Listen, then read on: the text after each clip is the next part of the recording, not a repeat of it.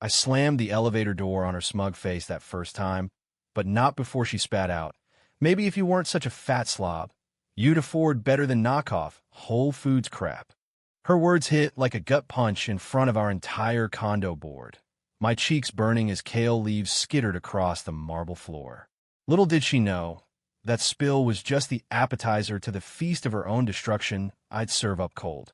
It was a Tuesday in late spring, the kind of Manhattan morning where the humidity clings like a bad ex, and I just lugged 2 bulging Whole Foods bags up from the subway.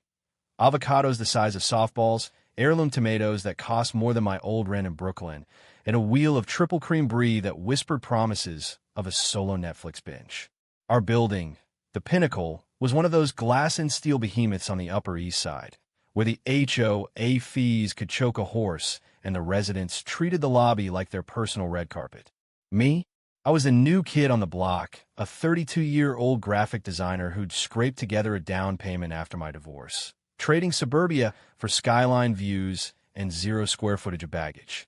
The elevator dinged open on the lobby level, and there she was, Karen Whitaker, CEO of Whitaker Wellness. Irony of ironies, a chain of boutique gyms that peddled empowerment through sweat to trust fund millennials. She was a walking billboard for her brand gone wrong. Mid-50s, blonde bob-helmeted with too much Aquanet, a face lifted so tight it could crack walnuts, and a body that screamed, "I own the Stairmaster, but not my fork." She squeezed in behind me, her Lululemon athleisure top stretched taut over rolls that no amount of green juice could hide, clutching her own sad paper sack from the corner deli. Probably a sad turkey on rye, judging by the grease stain blooming through. As the door slid shut, my bag shifted and one ripped clean open.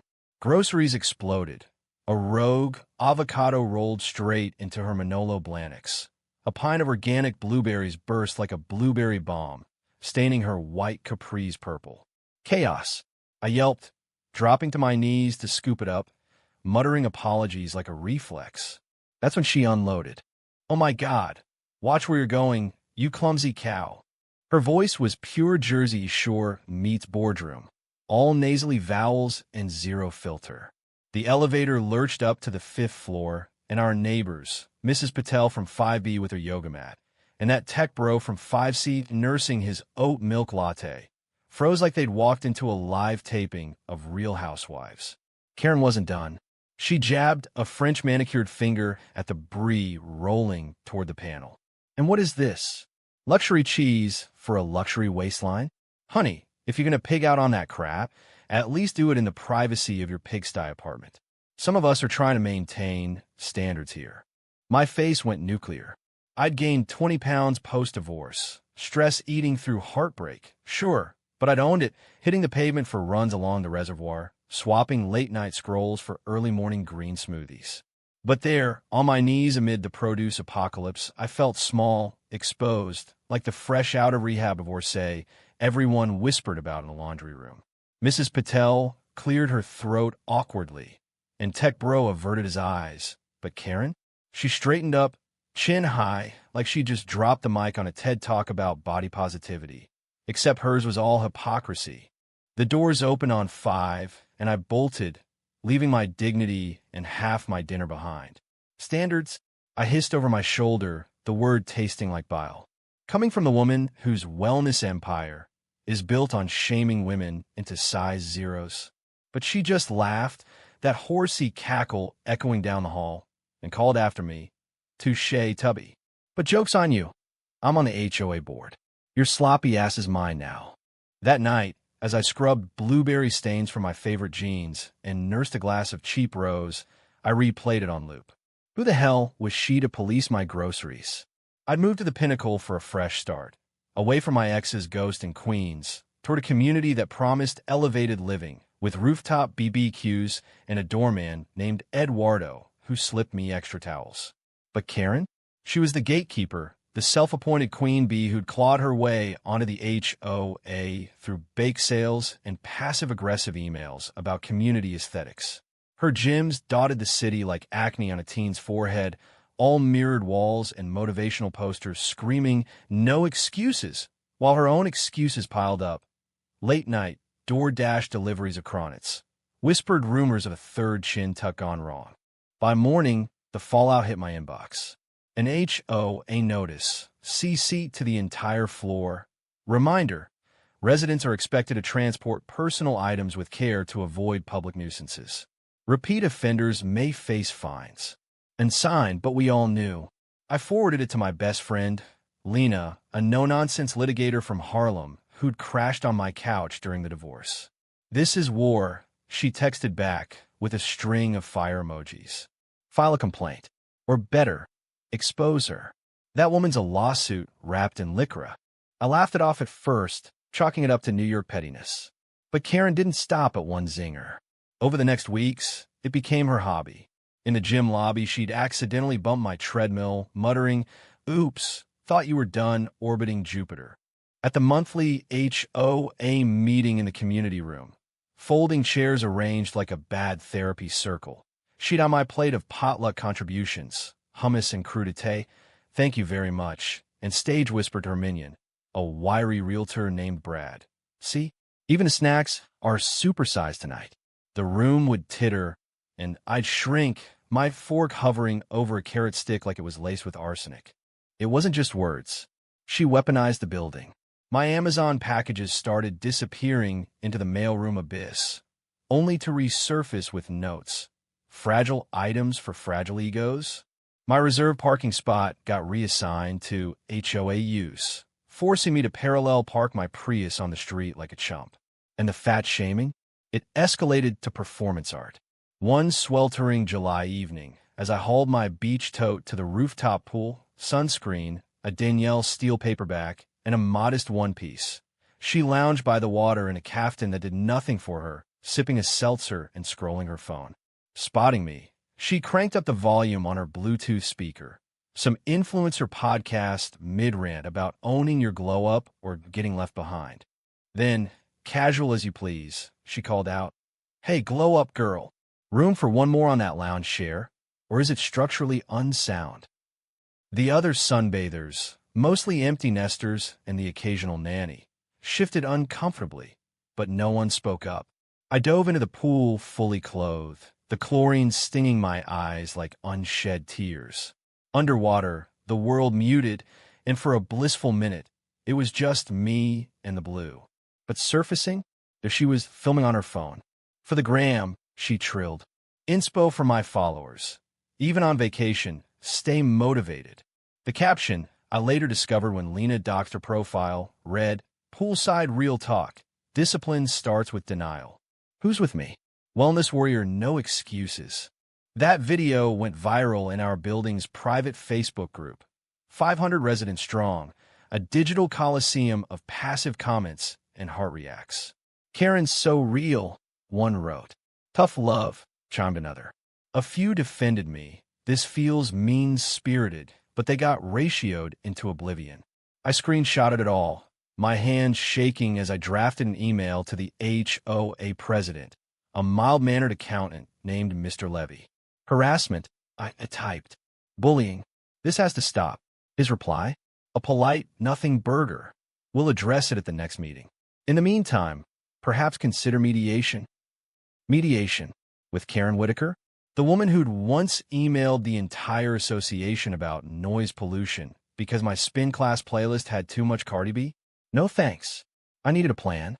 Revenge, sure, but the smart kind, the kind that didn't land me in cuffs or small claims court.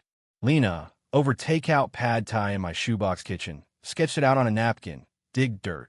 Everyone's got skeletons, especially CEOs with God complexes.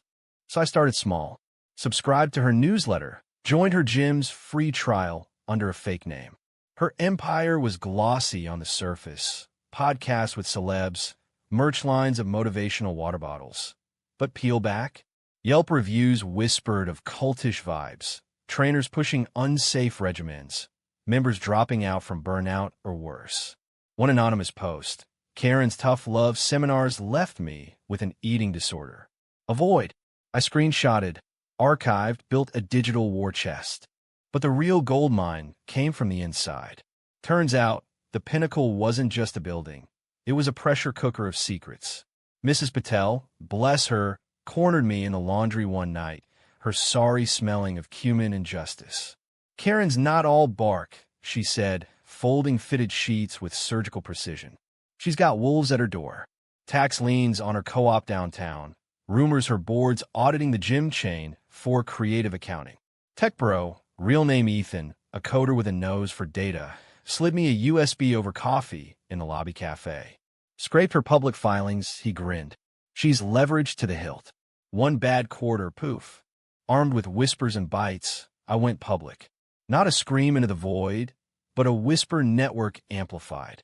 Posted in the FB group. Hey neighbors, ever feel like our HOA's more about personal vendettas than property values? Sharing for awareness. Attached. Anonymized clips of her rants, redacted Yelp bombs. The tide turned slow, like a Manhattan rush hour. Comments flipped. This is toxic. Resign Karen. Petitions circulated for her board seat. She fought back, of course. A town hall in the community room, her standing at the podium like a general, face powdered to porcelain. This witch hunt is beneath us, she thundered, eyes scanning for me in the back row. I'm here to uplift, not tear down.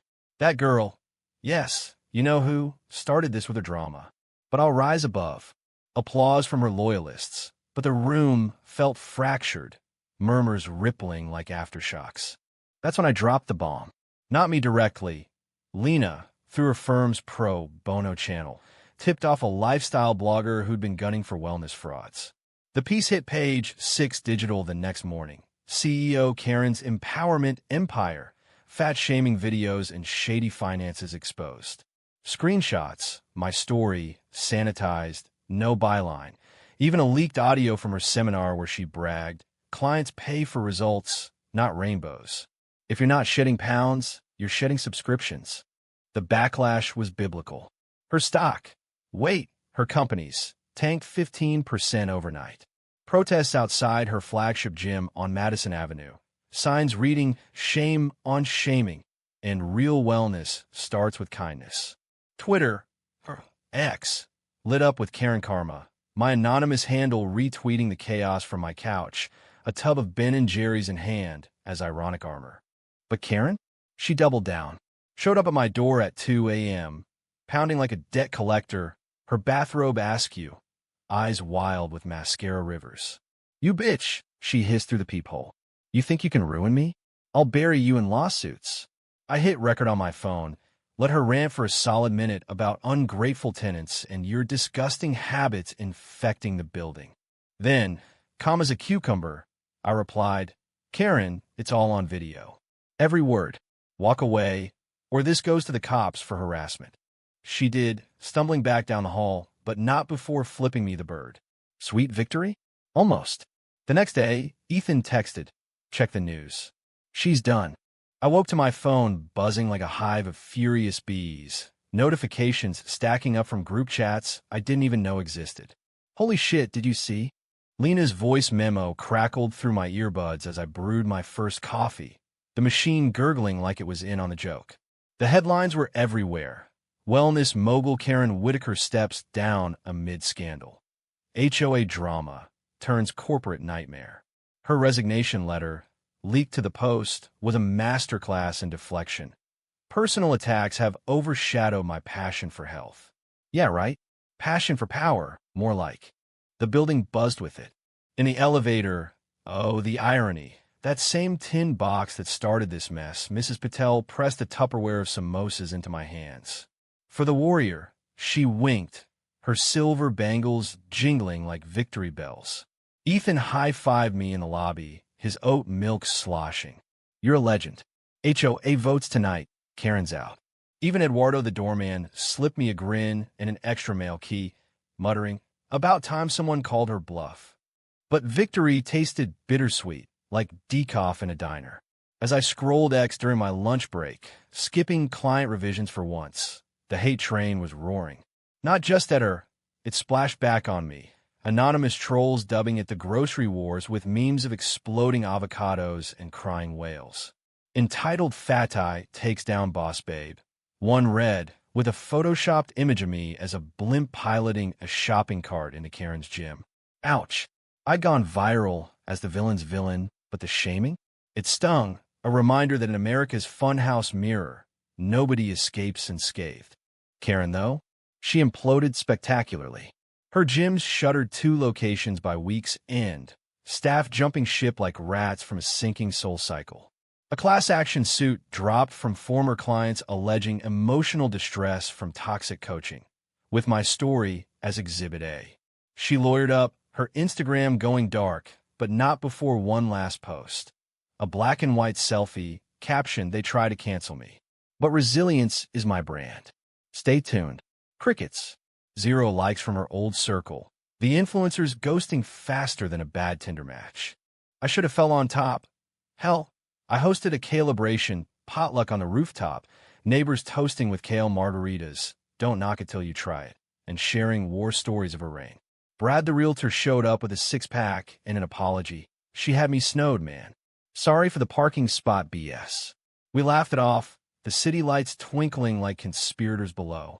For the first time since the divorce, the pinnacle felt like home, not a hostage situation. Yet, sleep evaded me. Nightmares of her face, twisted in that elevator rage, morphing into my ex's sneer during our last fight. "You're letting yourself go, Sarah. It's embarrassing. Was I any better?" Digging dirt, weaponizing social media? Lena called it justice. My therapist, over Zoom with her soothing Portland accent, called it boundaries with teeth. But as August heat baked the sidewalks, I couldn't shake the what-ifs. What if I just ignored her? Smiled through the shame? Hit the gym harder? Nah, that was the old me, the one who apologized for existing. The real twist came mid-September, when the feds knocked. Not on my door, hers. I tipped off the tip line anonymously, that USB from Ethan burning a hole in my hard drive. Turns out, Whitaker Wellness wasn't just shady. It was a Ponzi piñata stuffed with embezzled client fees, offshore accounts, and a side hustle and fake certification for trainers. IRS agents swarmed her Park Avenue penthouse at dawn, carts of files wheeled out like spoils of war. The arrest video hit TMZ by noon. Karen in cuffs, bathrobe flapping, screaming, "This is a setup," at the cameras as they marched her to the van. Her mugshot? Priceless. Hair askew. That perpetual scowl etched in orange jumpsuit glory. The building erupted. HOA emergency meeting, popcorn levels of drama. Mr. Levy, red-faced and fidgety, announced her permanent ban. No trespassing. Ever. Cheers echoed off the rec room walls, someone popping a bottle of Andre like it was Veuve. I hung back, nursing a seltzer, when Mrs. Patel pulled me aside. "You did this." Her eyes sparkled with mischief. I shrugged, playing coy. Karma's got good aim. But as the high faded, the bitter crept in. News cycles chewed her up, pundits on Fox decrying woke cancel culture killing entrepreneurs, while CNN dissected her as the face of toxic feminism. Her family disowned her publicly. Husband filing for divorce citing irreconcilable humiliation. Daughters posting vague wellness quotes about boundaries. Alone in her cell, I imagined her pacing, that CEO, swagger reduced to counting tiles. Did she regret the elevator jab, the poolside stunt, or just getting caught? Me? I thrived in fits and starts. Landed a freelance gig designing anti-bullying campaigns for a nonprofit, my portfolio padded with real-life inspiration. Dates started trickling in. A barista with tattoos and zero judgment. A podcaster who laughed at my grocery war tales. The scale? I tossed it, trading measurements for mirrors that showed strength, not size. The Pinnacle's new HOA vibe was chill. Potlucks without side-eye, elevators free of judgment. Still, on quiet nights, scrolling past or fading headlines, I'd wonder about the line between revenge and ruin. She'd mock my groceries, my body, my place in her polished world. But in dismantling her, had I become the shamer? Nah, she built her throne on bones, mine included. I just lit the match. Fall turned crisp, leaves crunching underfoot on my reservoir runs, and life normalized. Until the letter arrived, forwarded from her lawyer. A settlement offer, 5 figures to cease all commentary. I laughed, shredding it over the trash chute. "Keep it," I muttered to the void. "Buy yourself a better wig for court." Little did I know, Her real downfall was just warming up. Whispers from Ethan's coder network hinted at deeper rot. Ties to a supplement scam, pushing untested weight loss pills, the kind that landed folks in ERs with heart palpitations. The FDA circled, and suddenly, her resilience brand was a punchline on late-night monologues. Kimmel quipped, "Karen Whitaker, proving you can outrun your creditors, but not your karma." By Halloween, she was pleading guilty, tax evasion, wire fraud, the works. Sentenced to 3 years upstate. With restitution, that'd leave her flipping burgers post-parole. The courtroom sketch went viral. Her deflated in an ill-fitting blazer, head bowed as the gavel fell. Bitter? For her, yeah. For the women she'd shamed into silence? A quiet exhale. I celebrated low-key. Pumpkin spice latte in the lobby, Ethan's arms slung casual over my shoulders. To epic spills, he toasted, and the queens who clean him up. Winter hit like a freight train, snow blanketing the city in that hush that makes you believe in second acts. The pinnacle twinkled with holiday lights, garlands draped over the lobby ficus. And for once, no Grinch in athleisure to rain on the parade.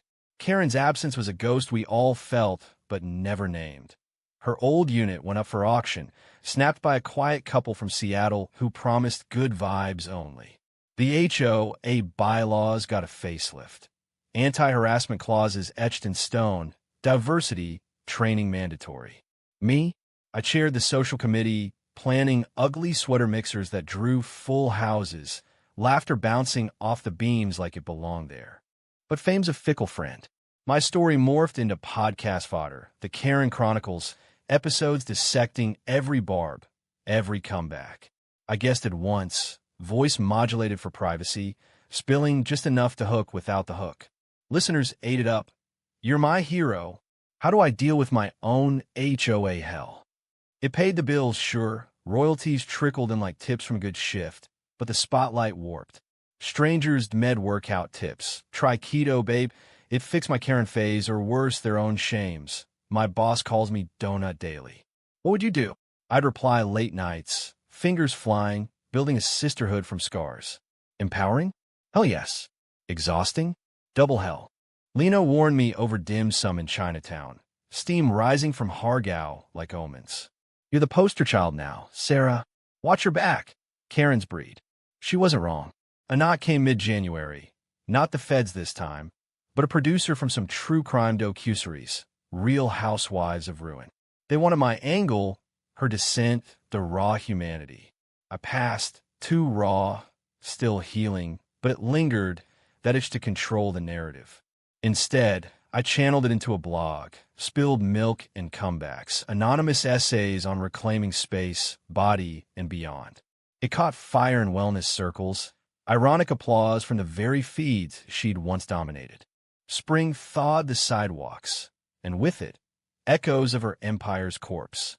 Whitaker Wellness rebranded under new blood, Kinder, Covia models and ads, tagline, all bodies, all strong. Her old loyalists scattered. Brad sold his unit, fleeing to Jersey with tales of toxic tea. Even her podcasts resurfaced, scrubbed of her voice, remixed with guest hosts decrying the pitfalls of performative health. I tuned in once, curled on my couch with a heating pad, PMS courtesy of stress cycles, and felt a pang. Not pity exactly. Vindication laced with vertigo. We'd both been chasing validation. Her through scales and spotlights. Me through silence and spite. Then, the letter, not from lawyers but Rikers. Inmate correspondence, postmarked upstate. I stared at it over breakfast, bagel crumbs mocking me. Dear Sarah, it began, her script loopy as ever. I know what you did. And why. But you should know. It wasn't personal. It was survival. Pages followed. Her origin story, polished but cracked. Texas trailer park kid, dad a drunk, mama ghost. Bullied for her baby fat. She starved into debutante shape. Clawed to Columbia on scholarships and spite. Gyms? Her armor against the mirror's truth. I saw you that day. Strong, unapologetic, and it terrified me. My own reflection, staring back. So I struck first. Coward's Way. I read it twice, throat tight, Vulnerability from the Ice Queen? Or manipulation? A plea for leniency in her appeal? She closed with an ask, if you can't tell my story right. Not the monster. The mirror. No signature, just a number. I crumpled it, tossed it, fished it back out. Therapy that week. Boundaries, Sarah. Forgiveness isn't forgetting. Easy words. Hard heart. Summer scorched in, rooftop BBQs sizzling with consensus. Karen who? But she haunted the edges. A Netflix special dropped, entitled The Rise and Fall of Karen Culture, crowning her archetype, my elevator yarn the origin myth. Protests flared anew, not against her, but the system. HOAs as mini fiefdoms, wellness as weapon. I spoke at a panel in Brooklyn, diverse crowd nodding as I unpacked it. Shame's a boomerang. Throw it, and it circles back, usually to the thrower. Post-panel high, Ethan and I grabbed tacos at Truck on Bedford, limes squeezing bright against the dusk. 6 months in, he was solid. Weekend hikes, no pressure, just presence. You're glowing, he said, wiping salsa from my chin. I believed him. The scale stayed buried. Runs were for joy now, not absolution. But as we strolled back to the subway, my phone pinged. Alert from the blog. A comment, fresh, Sarah. It's her. From inside. Read this. Linked. A guest post, smuggled via contraband? No. Her byline approved somehow. Confessions of a fallen warrior. Why I shamed you and why I'm sorry. Raw, unfiltered. Admissions of fraud. The pills that hooked clients like candy. Her fear of fading into irrelevance. Sarah's spill wasn't sloppiness. It was abundance. What I craved but couldn't claim. She ended. Rebuild without the rot. For all of us. The internet detonated. Empathy waves crashed against outrage reefs. Too little, too late. Redemption arc? Nah. My DMs flooded. Supporters, skeptics, a few you owe her grace crusaders. I didn't reply. Not yet. Instead, I visited. Upstate, chain link, and concrete. Her in visitors gray, thinner, softer around the edges. No makeup mask, just Karen. Lines etched deep, eyes wary but wet. You came, she said, voice a rasp. I nodded, sliding into the booth. Your letter. Hit hard. We talked, halting, jagged. Her regrets, my rage. Turns out, the arrest was mercy. Audits revealed millions siphoned, lives upended. I built it to prove I was enough, she whispered. Ended up proving the opposite. I left with no promises, just a hug through plexiglass. Awkward electric. Driving back, Manhattan skyline, a jagged promise. I exhaled.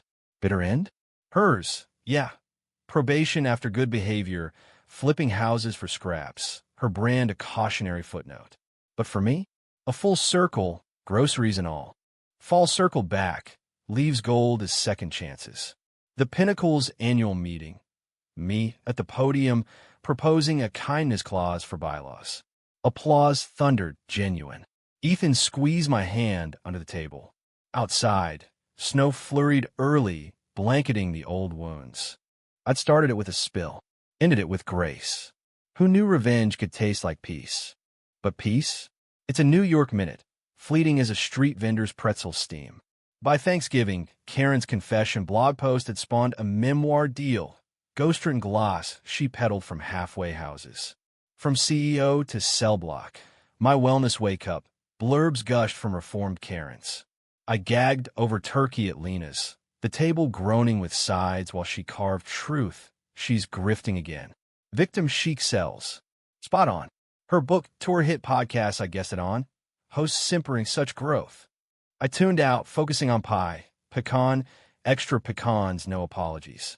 The Pinnacle partied on, oblivious. Our holiday swap. White elephant with a twist, gag gif skewering old ghosts. Someone brought a bobblehead Karen, mid-scowl, decked in tiny cuffs. Laughter boomed, cathartic. Ethan and I, official now, his proposal casual over diner eggs. Move in? Your shoebox needs my slob factor. I said yes, tears salting my hash browns. Love post-trauma. Tentative, textured, tasting like home. Yet her shadow stretched. January blues brought subpoenas. Not for me, but the docuseries, dragging my name into depositions. Witness to character, they called it. I lawyered up Lena, pro bono fierce, testifying via Zoom in a blouse that hid my luxury waistline. Her side painted me villain, vengeful neighbor with an axe. Lies. I stuck to facts. The mocks, the mails, the malice. Judge ruled in favor of airtime, but with my veto on sensational spins. Small win, big weight lifted. Spring bloomed scandal anew. Her wake up was a ploy. Audits unearthed more, kickbacks from pill pushers, falsified trials that sick clients. Feds rearrested her mid-tour, mid-sentence at a Cali bookstore. And that's when I learned. Click of cuffs, gasps, her face crumpling on live stream. X exploded. Karen Karma, too. Memes of her in orange flipping pages. Bitter? Kian level. Her plea? 20 years. No parole wiggle. I watched from my new balcony. Ethan's unit, 3rd floor, view of the park, sipping rose as rain pattered. No schadenfreude high, just quiet close. Mrs. Patel dropped by with chai, her intuition sharp. She was broken, beta. You mended what you could. True. I'd visited twice more, talks turning therapy. Her admitting the elevator rage was projection, my divorce scars mirroring her abandonments. We're not so different, she'd said last time. Hungry girls in a world that starves us. Summer sizzled with normalcy. I launched a line, graphic tees, slogans like spill it, own it, proceeds to body-posing nonprofits. Sold out at launch party, rooftop redux, neighbors toasting my empire. Ethan DJ'd, Lena MC'd, even Mr. Levy boogied. Life looped, groceries lugged without side-eye, elevators echoing cheers. Fall's chill brought her final letter, post-release. No, probation denied, appeals crushed. Sarah, if you're reading this, I'm gone. Not metaphor. Pills again, the ones I peddled. Fitting in, huh? Tell Ethan hi. And thanks for the mirror. Suicide note, dated weeks prior. Found in her cell, Bible placeholder. I folded it away, shared with no one but Lena, who hugged fierce. Not your load. Funeral? Closed casket. Handful attendees. Family ghosts. Ex-staff. I sent lilies, anonymous. No eulogy, but in my head, rest, Karen. We both spilled. You just didn't clean up. Winter wrapped it. The pinnacle's tree glowed, carols crooning. Ethan and I, tangled in lights, plotting futures, road trips, maybe kids. My blog evolved, mirrors and maybes, essays on Grace's grit. Subscribers soared, not for spectacle, but substance. That elevator still dings daily, doors opening to lives remade. I step in lighter, bags balanced, no spills. But if one comes, I'll laugh. Own it. Karma's full circle, baby, and mine shines bright.